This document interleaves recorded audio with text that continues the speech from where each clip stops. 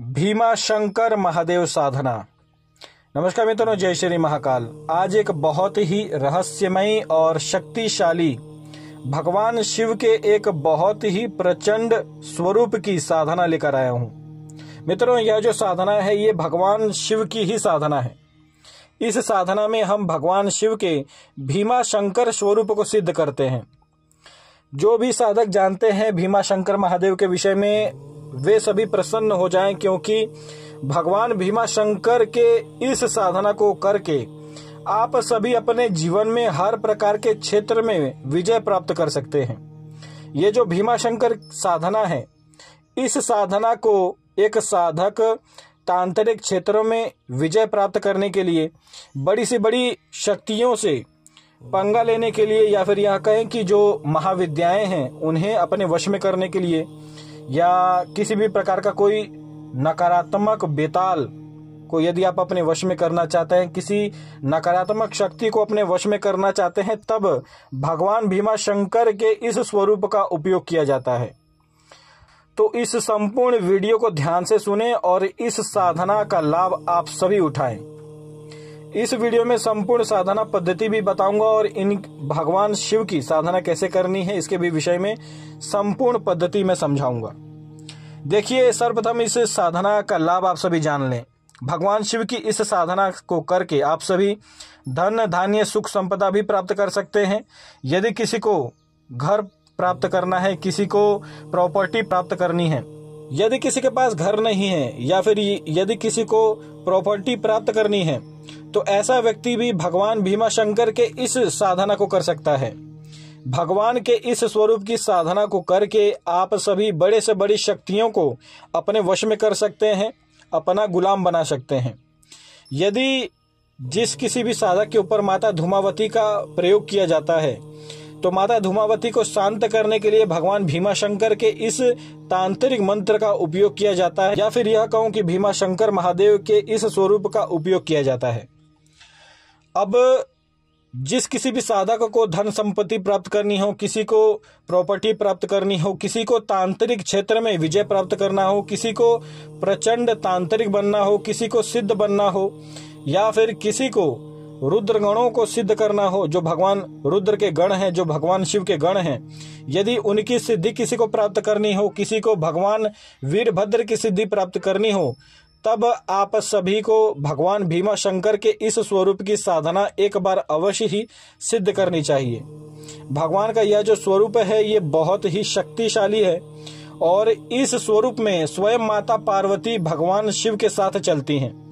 तो जब भी कोई दैवीय शक्ति, यदि आप किसी व्यक्ति का केस लेते हैं और उस व्यक्ति के ऊपर किसी दैवीय शक्ति को छोड़ा गया है, तो जब भी भगवान भीमा शंकर के इस मंत्र का उपयोग किया जाता है या फिर इस स्वरूप को छोड़ा जाता है, तो बड़ी से बड़ी शक्तियां भी भगवान शिव का और माता पार्वती का सम्मान करके पीछे हट जाती हैं। चाहे वह स्वयं माता धूमावती हो, या फिर माता काली हो, या फिर माता शमशान काली हो, कोई भी शक्ति हो, वह शक्ति भगवान शिव का मान रखकर पीछे हट ही जाती है। यदि कोई तांत्रिक बड़े से बड़े तंत्र को काटना चाहता है, तो वह इस साधना को सिद्ध कर सकता है। अब इस साधना की पद्धति में आप सभी को बताना चाहूंगा। भगवान शिव के इस स्वरूप को सिद्ध करने के लिए आपको सर्वप्रथम नर्मदेश्वर शिवलिंग की आवश्यकता पड़ती है, और यदि किसी के पास है तो अति उत्तम है। किसी भी प्रकार के नर्मदेश्वर शिवलिंग के सामने आपको साधना करनी है। सर्वप्रथम आपको उत्तर दिशा की ओर किसी भी अच्छे आसन पर भगवान शिव को स्थापित करना है। नित्य पंचगव्य से उनका पूजन करना है। शिव तांडव स्तोत्र यदि हो सके तो आपको पढ़ना है, या फिर पंचाक्षरी स्तोत्र जो है उसका पाठ आप कर सकते हैं। इसके बाद आपको भगवान शिव के अघोर मंत्र की 3 माला करनी है। फिर भगवान शिव के महामृत्युंजय मंत्र की 1 माला करनी है, और मृत्युंजय मंत्र की भी 1 माला करनी है। यदि आपकी इच्छा है तो आप पंचाक्षरी मंत्र की भी 5 माला कर सकते हैं। इसके बाद भगवान शिव के इस भीमा शंकर स्वरूप का जो तांत्रिक मंत्र है, जो आपको स्क्रीन पर दिख रहा है, इसी मंत्र का आपको नित्य केवल और केवल 70 माला मंत्र जप करना है। 70 माला मंत्र जप करने के बाद भगवान शिव का पुनः आपको पूजन करना है, पंचगव्य से नहलाना है, जल से नहलाना है, गंगा जल से नहलाना है। और इसके बाद आपको पुनः पंचाक्षर स्तोत्र का पाठ करना है, या फिर भगवान शिव के तांडव स्तोत्र का पाठ आप कर सकते हैं, यानी कि शिव तांडव स्तोत्र का पाठ आप कर सकते हैं। भगवान शिव के किसी भी स्तोत्र का पाठ आपको इस साधना में मंत्र के आरंभ में और अंत में करना है। जिन जिन मंत्रों के विषय में मैंने बताया है उन सभी मंत्रों के विषय में अवश्य आप सभी ध्यान से सुन लें। यदि ध्यान से नहीं सुनेंगे तो इस साधना में किसी भी प्रकार से आपको अनुभव नहीं होंगे और सिद्ध भी नहीं होगी। तो सर्वप्रथम आप इस प्रकार से आपको साधना करना है। आरंभ में और अंत में किसी भी स्तोत्र का पाठ करना है, या तो आप पंचाक्षर स्तोत्र का पाठ करें, या फिर शिव तांडव स्तोत्र का पाठ करें, या फिर किसी भी भगवान शिव के ध्यान स्वरूप की, या फिर भगवान शिव के किसी भी ध्यान मंत्र का आप जप कर सकते हैं। तो इस प्रकार से आपको यह संपूर्ण साधना करनी है और यह साधना का विधान है। अब इसमें एक यंत्र भी है जो कि आपको भगवान शिव के उस नर्मदेश्वर शिवलिंग की स्थापना करने से पहले यह यंत्र आपको बनाना है। यंत्र बनाने की विधि भी आप संपूर्णतः सुन लें। आपको क्या करना है, किसी भी सोमवार वाले दिन आपको पेड़ की जो छाल से कागज बनती है, जिसे भोजपत्र कहा जाता है, उसी भोजपत्र पर आपको अनार की कलम से, अष्टगंध की स्याही से, या फिर पंचगव्य से ही आपको एक यंत्र बनाना है। बहुत ही छोटा सा यंत्र है, आपको स्क्रीन पर दिख रहा होगा। भगवान भीमाशंकर के तांत्रिक मंत्र का जप करते हुए आपको यंत्र बनाना है।